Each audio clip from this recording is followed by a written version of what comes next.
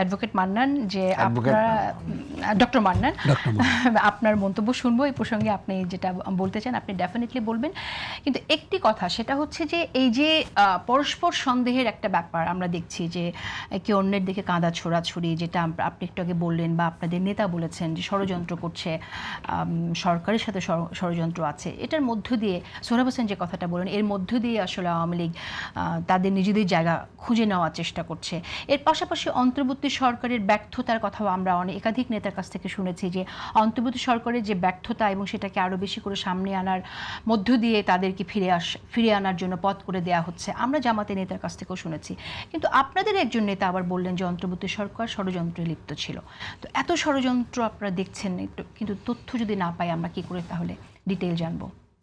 ওকে, দেখেন, মানে এই যে সন্দেহ পরস্পর প্রতি, এর একটা বেনিফিট আছে। সেই বেনিফিটটা কি?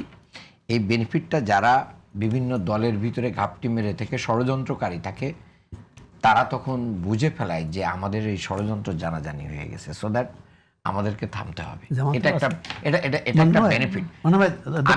জামাতেও আছে কিনা এরকম? এটা আছে কিনা থাকতেও পারে, আমরা তো কারোর অন্তরের খবর জানি না।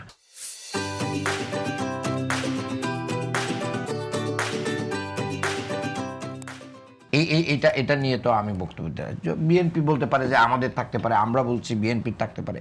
যদি থেকে থাকে তাহলে ষড়যন্ত্রকারীরা কমপক্ষে বুঝবে যে না, এই ষড়যন্ত্র সম্পর্কে দেশের মানুষ সচেতন, নাম্বার ওয়ান। কাজেই ওই লাইনে হাঁটা যাবে না, ওই পথ বন্ধ হবে। সেটা যারাই হোক, সেই পথে কেউ হাঁটবে না, নাম্বার ওয়ান। নাম্বার টু হচ্ছে, আমাদের বিরোধী দলীয় নেতা এবং আমাদের প্রধানমন্ত্রী সবার বক্তব্য কিন্তু একই ধাঁচের, যে আওয়ামী ফ্যাসিবাদের বিরুদ্ধে আমরা একাট্টা, আমরা ঐক্যবদ্ধ বাংলাদেশ। কাজেই শেখ হাসিনা যতবার বাংলাদেশে ফিরতে চাইবে, বাংলাদেশের দেশপ্রেমিক ততবার। একটু আগে তো বললেন যে বিএনপি ষড়যন্ত্র করছে।